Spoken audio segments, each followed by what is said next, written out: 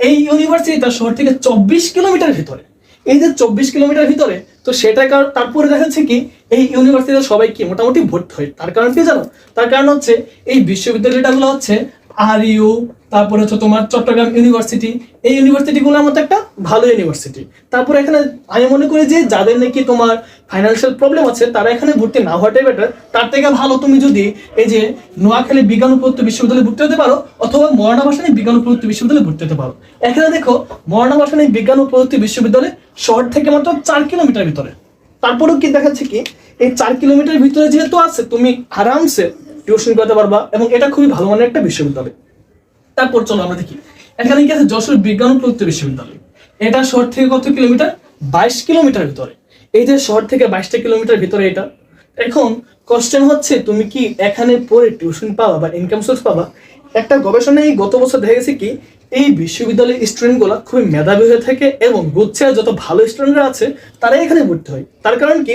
তার কারণ হচ্ছে এই বিশ্ববিদ্যালয় থেকে ভর্তি হতে পারলে অ্যাটলিস্ট গ্রাজুয়েশন কমপ্লিট করলে ভালো মানের একজন ইঞ্জিনিয়ার হতে পারবা, অথবা ভালো একটা জায়গায় জব করতে পারবা। এবং রিসেন্ট ইয়ারে যেটা কিনা এখন সাস্টকেও টক্কর দিচ্ছে, তাই না? শাহজালাল বিজ্ঞান ও প্রযুক্তি বিশ্ববিদ্যালয়কে এটা টক্কর দিচ্ছে। তো সেই জন্য যাদের ইনকাম সোর্স নিয়ে সমস্যা নাই বা ফ্যামিলি থেকে বা ফ্যামিলি একটা ব্যাকআপ আছে, তারা এমবি মরানা ভাসানীকে চয়েস না করে তারা জাস্টকে চয়েস করবে। 100% তোমাকে জাস্টকে চয়েস করতে হবে যদি তুমি তোমার কোনো ইনকাম সোর্স নিয়ে কোনো সমস্যা না থাকে। তারপর চলো আমরা দেখি যে পটুয়াখালী বিজ্ঞান ও প্রযুক্তি বিশ্ববিদ্যালয়। এই যে পটুয়াখালী বিজ্ঞান ও প্রযুক্তি বিশ্ববিদ্যালয়, এটা তুমি একটু দেখো তো, শহর থেকে প্রায় 17 কিলোমিটার ভিতরে। এটা খুবই ভালো মানের একটা ইউনিভার্সিটি এবং এটা পটুয়াখালী বা ওই অঞ্চলের সর্বপ্রথম বিশ্ববিদ্যালয় এটা।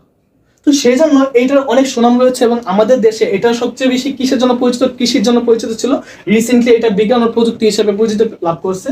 তো সেই জন্য এটাতে অনেক স্টুডেন্ট ভর্তি হয়। কিন্তু ভর্তি হওয়ার পর দেখেছি কি এখানে ভর্তি হওয়ার পরে তারা পরবর্তীতে ইনকামের জন্য বা অনেকে পড়াশোনা থেকে ঝরে পড়ে যায়। কারণ কি? তাদের কোনো ইনকাম সোর্স থাকে না, ওইখানে তারা টিউশন পায় না। আর যদিও টিউশন পায়, তুমি দেখো যে 17 কিলোমিটার দূরে যাওয়া আসা মিনিমাম 1 থেকে 1.5 ঘন্টা। 1.5 ঘন্টা করে তুমি যাও, ধরলাম 1.5 ঘন্টা করে লাগবে। তাহলে 1.5 ঘন্টা করতে কত? 3 ঘন্টা। তুমি স্টুডেন্টকে পড়ো কত ঘন্টা? আরো 1.5 ঘন্টা। তার মানে কত? 4.5 ঘন্টা। অর্থাৎ 4.5 ঘন্টায় তুমি টিউশন পড়ানোর পরে তুমি বেতন পাইতেছো কত? বেতন পাইতেছো মাত্র 3 থেকে 4K। তাহলে এটা তোমার জন্য পোষাবে না। আমি মনে করি এখানে ভর্তি হওয়ার চাইতে নোয়াখালী বিজ্ঞান ও প্রযুক্তি বিশ্ববিদ্যালয়ে ভর্তি হওয়াটা অনেকটাই ভালো। কারণ কি এখানে টিউশনও আছে এবং এটা দেখো শহর থেকে মাত্র 8 কিলোমিটার ভিতরে। তারপর দেখি বরিশাল ইউনিভার্সিটি।